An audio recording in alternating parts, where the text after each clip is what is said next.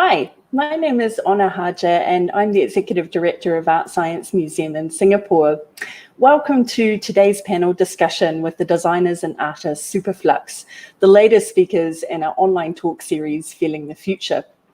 In a few minutes, Anab Jain and Jon Ardern will be joining me for a Q&A, which picks up on the themes they've explored in their film, which I hope you've just seen.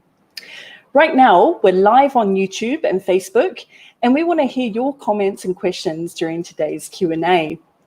We'd love to know where you're tuning in from today. So if you'd like to say hi or ask us a question, please just pop it into the comments of the YouTube stream and we'll see that as it comes in. Before we bring Superflux in, I'd just like to give you a bit of context and a bit of background as to why this talk is so important for us here at ArtScience Museum. Superflux's talk is part of ArtScience Museum's new online program, which we call ArtScience at Home. This enables visitors to experience museum programs from the comfort of their homes, while so many of us are still in some form of lockdown all around the world. In this program, we're responding directly to the context of COVID-19 by organising online talks about how we adapt to uncertain futures, workshops that give families learning activities to do at home, and performances by artists who are also in lockdown, which give us a way to support our local arts community at a time where they most certainly need it. Whilst our museum remains closed, as with so many other museums around the world, ArtScience at Home is now our primary public program. It's a new chapter in our evolution, but perhaps also an illustration of one way that museums can adapt and work a bit more sustainably during the pandemic era. Our online conference, Feeling the Future, is at the heart of ArtScience at Home. It's been running over a 2-month period, examining why we need to imagine new futures in a world made so uncertain and frightening by COVID-19. Feeling the Future was originally intended to be a conference in the museum, which was connected to our exhibition 2219, Futures Imagined, which Superflux are a key part of. 2219 is set in a world transformed by climate change 200 years from now that enables visitors to confront that future. It includes work by nearly 30 artists, designers, writers, and architects from all around the world who have created experiential futures, immersive installations, theatrical sets, meditative spaces, interactive artworks, films, and sculptures. These pieces allow audiences to step into and be part of possible futures. The global transformation which has been caused by climate change acts as a backdrop upon which we speculate how daily life, society, and culture may evolve and change. The exhibition unfolds over 5 acts, which take visitors on a journey from last year, 2019, when the show opened, to the year 2219. At the heart of Act 2 of the exhibition is the work by Superflux, which we've just heard about in their talk. So let me introduce Anab Jain and Jon Ardern of Superflux from their home in London. As they join us, a few words of introduction about them. Superflux are designers, futurists, and filmmakers who create worlds and tools that inspire us to engage with our rapidly changing world. They've shown their work in museums, galleries, and festivals around the world, including MoMA in New York and the V&A in London, inviting audiences to imagine different possible futures. And they've also worked with organizations like Microsoft, Sony, Samsung, just to name a few, to help those people make better decisions today. I think they are really amongst the most important artists and designers working today, engaging with the future. So it was really important to us to have Anab and Jon as part of Feeling the Future. So hugely grateful to you for joining us today. Welcome. Thank you. I always like to start off these discussions by asking our speakers to say a few words about what life is like, you know, kind of for you where you are, which is in London at the moment. So tell us about life at Superflux. Can you walk us through what a typical day in the Superflux studio might look like? Well, currently it's very, very different, obviously. Yeah. A day in COVID-19 world is getting up, getting our son ready with schooling, starting him teaching and schooling, hopefully doing a bit of exercise, and then getting on a stand-up call on Zoom, checking in with everybody. And then just checking in through the day, various different people checking with each other. But obviously that's very different from a normal day in our studio. Yeah, I mean, we are working on different projects, and we really are grateful that our team is able to work from wherever they are, and our projects are kind of slowly moving. So we're grateful for this kind of to be able to do that. But on a normal day, otherwise, we would all be in the studio in a shared space, and often talking more than getting stuff done. But really, somehow, there is actually, funnily enough, there is no very typical day. It changes a lot. It's true. Sometimes we'll be in meetings all day. Sometimes might be in the workshop or out filming. So really, we're lucky to have quite a varied work life. Yeah. So just a reminder to all of those who are tuned in on YouTube and Facebook, we'd love to hear your questions. I see we've already got some coming in, which we'll come to in a second. If you have got questions, just type them straight into the YouTube comments kind of section, and we'll see them and relay them into the discussion.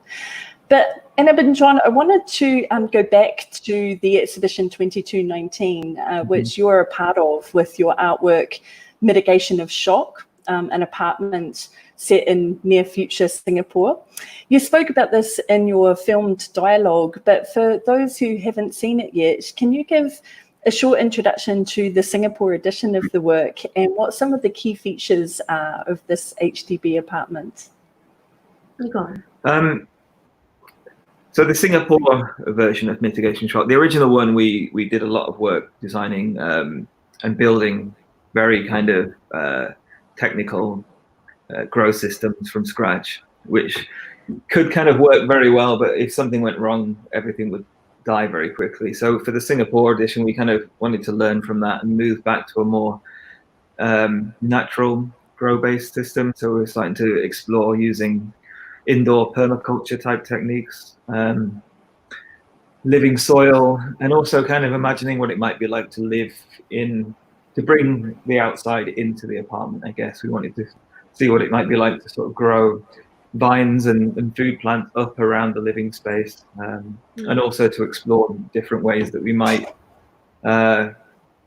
forage and gather food in the Singapore environment. Yeah.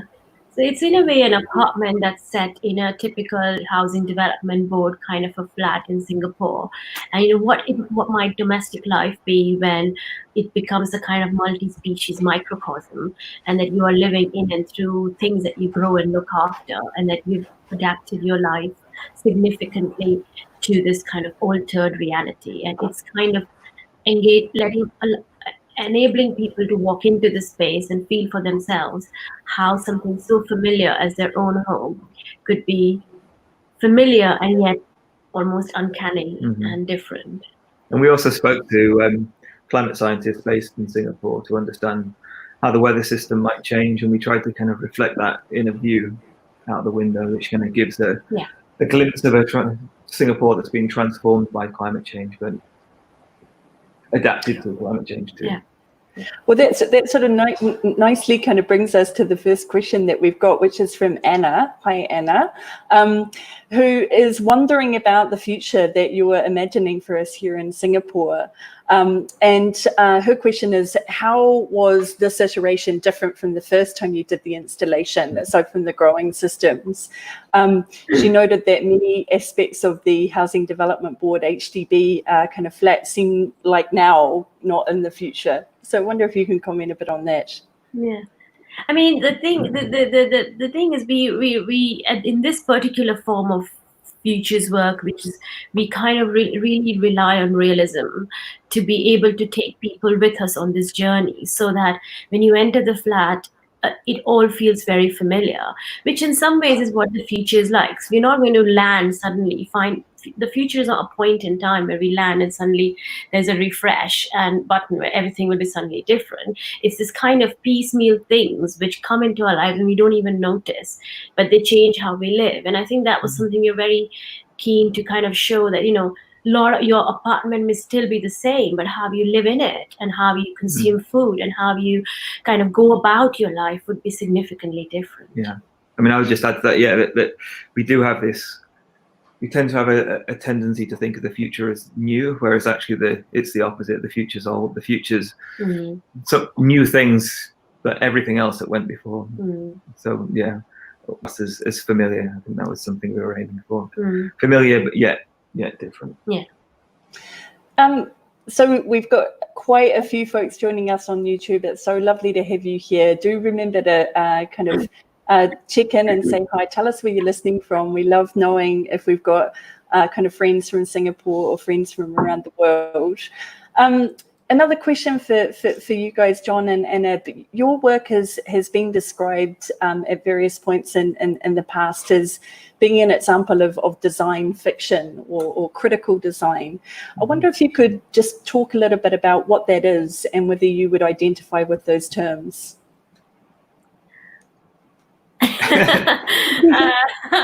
I think we might have different answers. I think I'll let Jon go for the first one, maybe. I mean, I'm not one for labels really, but yeah, I mean, yeah, they as a stand-in, I think they kind of work. I'll let Anab give a definition of what they stand for, but yeah, I mean, I think we need labels to kind of to sort of paint in broad brushstrokes of the kind of work we do, and I think that it does fit within that, but we also don't want to be constrained by labels. So I think we let each project and our kind of aim for that project to guide its process and its outcome, rather than defining ourselves by a term and then sticking within the boundaries of what that. Yeah, absolutely. I think there's also you could include speculative design in that, and I think these are all really useful and pedagogically helpful definitions that friends of ours have, of course, created and really worked on. And we really appreciate how it helps define what we do. But we've never actually used those terms to define our own work, because we really want our work to be more expansive and kind of kind of moving past specific boundaries of discipline definitions. So we will speculate, but we speculate on a potential of a possible future, and quite often then use other methods of design to bring it to life. So, and also the people who kind of commission us or hire us for work don't come to hire a design fiction studio or a speculative design piece of work.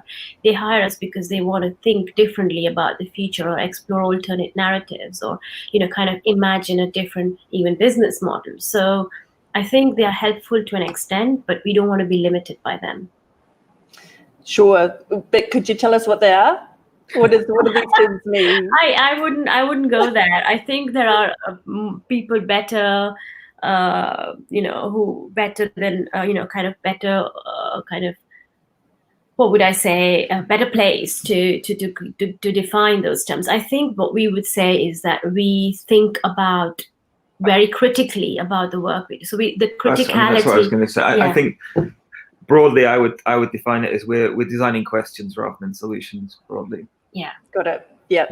Well, actually, that sort of segues quite nicely into a really powerful quotation that you showed briefly in your talk, which is from Donna Haraway, that I wanted to ask you about, who noted that the boundary between science fiction and social reality is an optical illusion.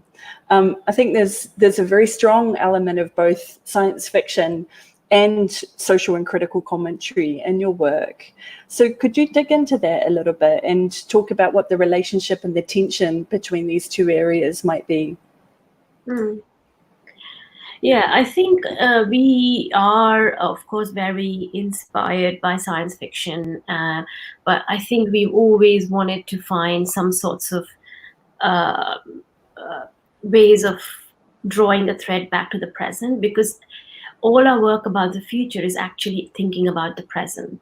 It's about thinking about how we can do things differently in the present, or how it's a lens to really reflect on the present. So in that sense, we tend to not go so far into a fantasy of, hard SF kind of science fiction worlds, but tend to really think more about the complex societal challenges and try and think about the narratives that will help surface some of those tensions, and then find help people kind of navigate through those tensions through these narratives of stories or installations or what have you. Yeah, and I think one thing that's really important for us is that there might be a certain theme that we're exploring, whether it's climate change or a particular technology, but we always want to ground that in a future where other forces exist. I think that, that's perhaps one of the differences between traditional interaction design and kind of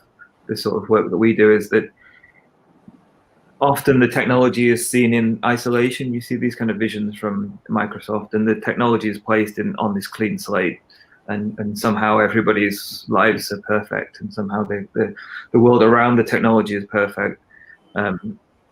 Whereas what we want to do is kind of explore, okay, this thing will move into the future and it will evolve, but it will evolve alongside other forces that will kind of coexist, and those forces will kind of influence each other. So it's always important for us to kind of understand those coexistent forces, whether they're social or environmental or technological.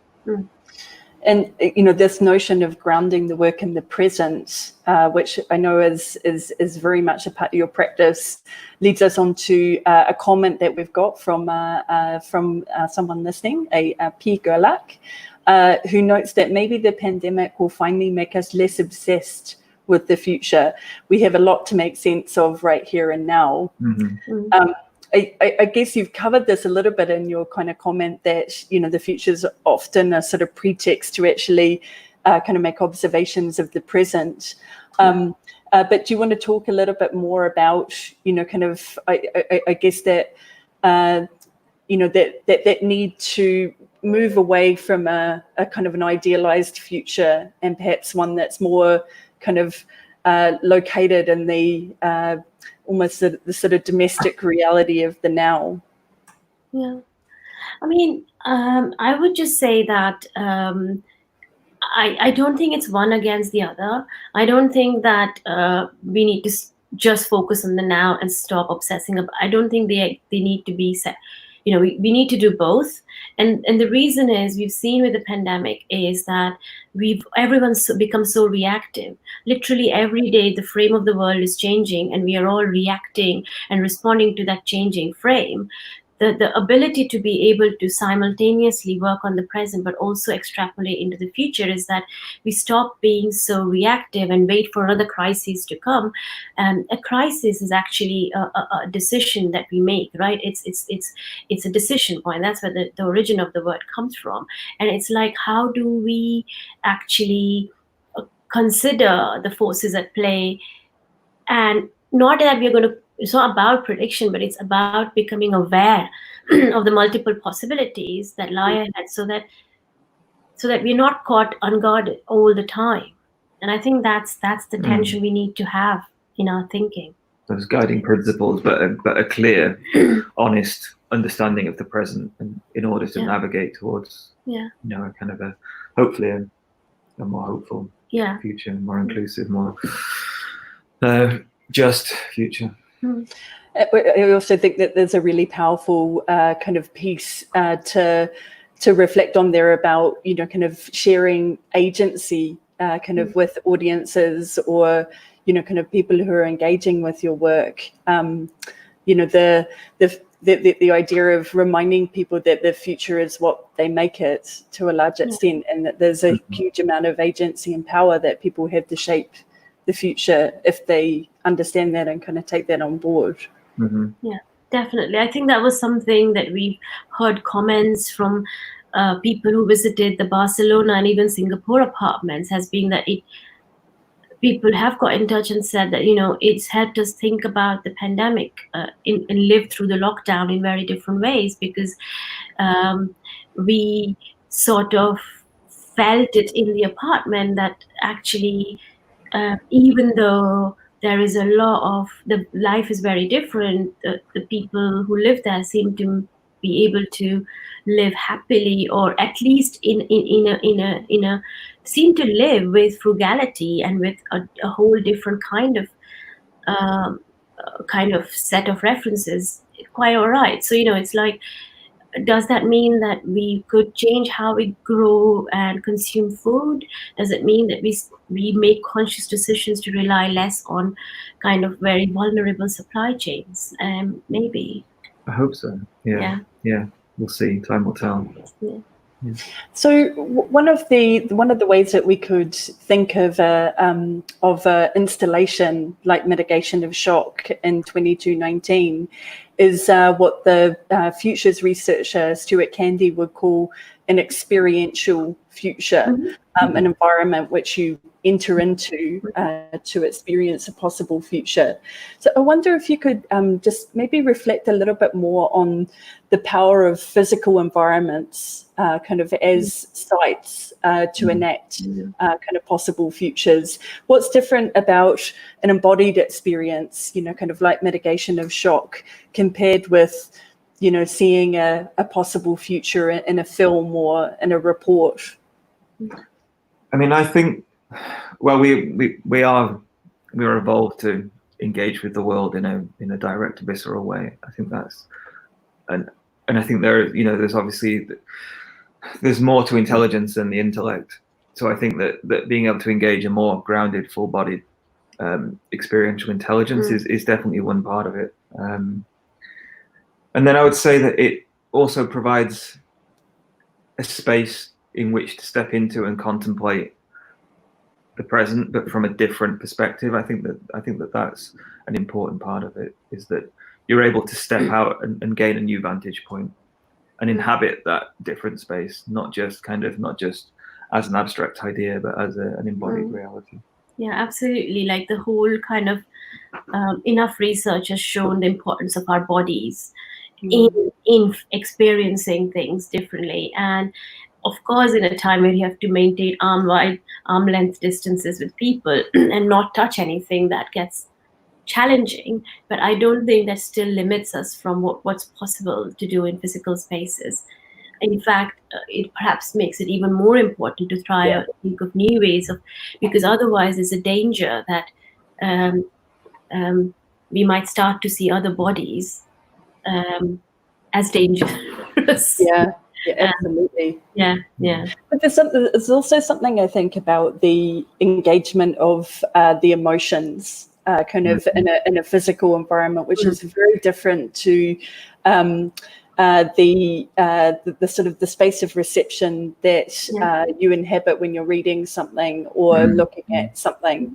When you're kind of immersed in an environment, particularly one that, as we were discussing before, very much looks like kind of your house or my house or kind of any of our visitors' house. There's something about that emotional connection that really touches people quite deeply in ways that I think at least our visitors find quite hard to kind of explain, because it's bypassed the intellect and it's kind of hitting people in the heart as opposed to the head. I wonder whether or not that's different for you when you're working with installation compared to when you're working with film, which is a medium that you also use kind of often.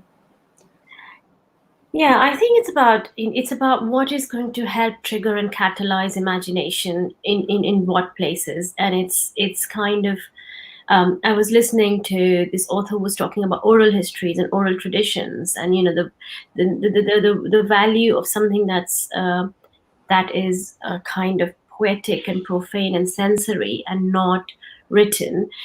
Is what helps thoughts wander. It's what helps our kind of minds and bodies kind of engage. It's like going for a walk as opposed to thinking about going for a walk. In some ways. And then there are and this is something that we find quite hard to explain to people, because it is not something you can rationalize.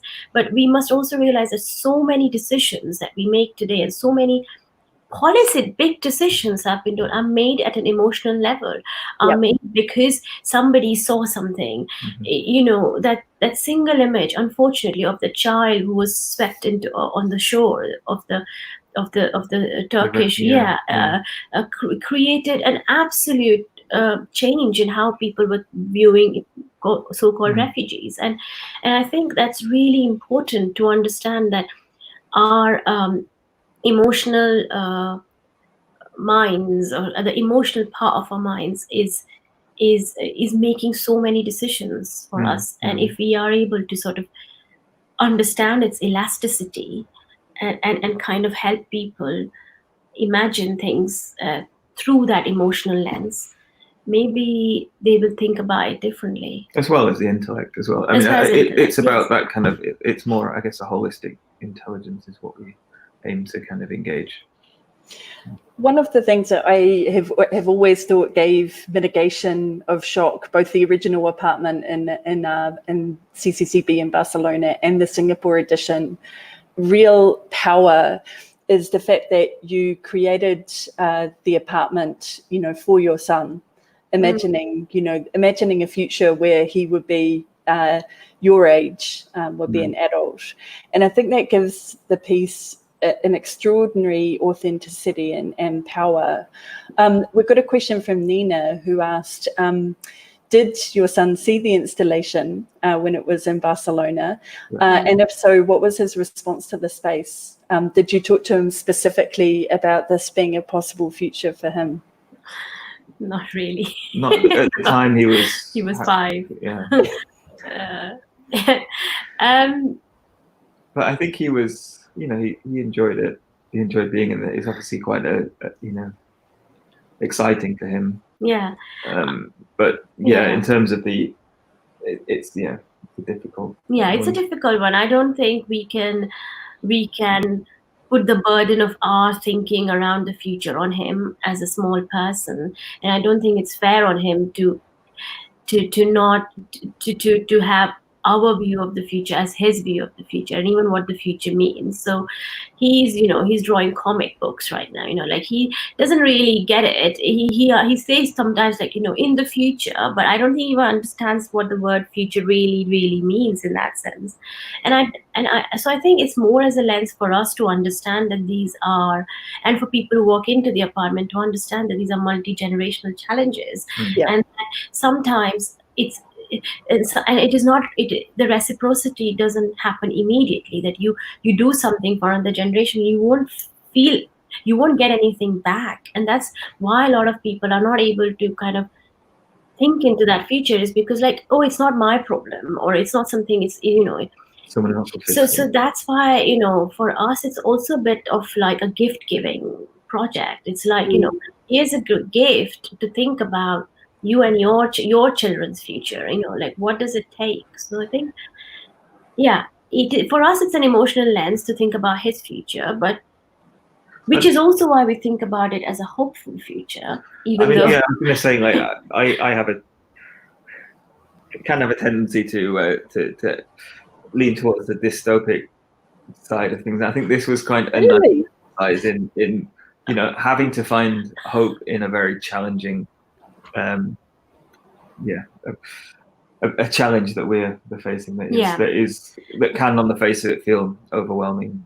Yeah, I think there's so much we are really trying to navigate challenges and think of hope as something that's an active but constantly changing, reframed verb. And it's grounded in a reality. It doesn't ignore the challenge, but at the same time, it doesn't necessarily fold to it. Like, we do get like, why don't you make some positive features? You should, and we think of this as positive. And and I want to just say, why don't we go and read some science? It's just like, even if we were to kind of stop all emissions today for the rest forever, we're still not going to be able to attain the 1.5 degrees goal. It's an absolute fiction. And so it's like, we are in this, there's some things we're not going to be able to change at all. And we kind of have to acknowledge that. But I do think that, kind of ending on that note of perhaps reflecting in a bit more detail about why art and design can actually be powerful tools to help us imagine different and perhaps better futures is particularly pertinent right now when the world is in crisis because of the pandemic, but also, multiple other issues as well. I've been really struck lately by a really beautiful quote by the writer René Denfeld, who has said of people in crisis, I found that the people who survive, the people who end up thriving even, are the people who have the power of imagination. If you think about it, imagination is actually a radical act. Because if you have an imagination, you can imagine yourself in a different future. So I wonder if you could respond to that, because it feels like a beautiful note to end on, and whether this radical provocation kind of is part of the motivation of why you might make work. I mean, yeah, it definitely is. I think we want to find ways of catalyzing the imagination, find ways of allowing people to step outside of constrained thinking about the way the world is now and the way the world will be. And hopefully work like this can go some way to providing a space for doing that. I mean, isn't it that, is it not that it's said that, if you're thinking about possible futures, it's for a long time before you have to start living that or imagining that, in a sense that a lot of for the kind of abolished slavery movement actually started like decades and decades before by 2-3 people who were just imagining what the world would be like. And then they went down the very, very kind of activist route of making that happen. And it's that kind of internal revolution in a way, micro revolutions that we all have, and we act upon them in different ways based on our skills and abilities and capacities, but it won't happen quickly. So it's you can't measure the impact of your hopeful future immediately, and I don't think that's the intention, is to constantly live with it. An aspect of rehearsal and an aspect of changing your mindset in order to then hopefully change the world. Yeah, well, that's a really amazing note to end on, Anab Jain. Thank you so much for joining us in what's morning your time in London, kind of early evening our time in Singapore. The whole of the Feeling the Future conference has been about the emotional aspects of experiencing the future at a time where anxiety and fear and a lot of concern are the dominant emotions of our time. And so being able to, kind of speak about a piece like Mitigation of Shock in your practice, kind of more generally, that, as you say, gives people the gift of being able to step into a possible future, felt really important to us. So we're really grateful to you for joining us. For those who have been with us online, thank you so much for joining us today. We've loved seeing your comments and questions on the live stream. It's been really, really fantastic to weave you into the conversation. We'll be continuing our Feeling the Future talks at ArtScience at Home. We've got a really exciting one coming up in the next few weeks by Lizzie Muller and Lynn Froggatt, who are talking specifically about how exhibitions can provide emotional spaces for us to be able to experience the future. But for now, thanks so much for being with us today. Stay safe, stay at home for those who are still in lockdown, and we'll see you all very shortly. Thanks.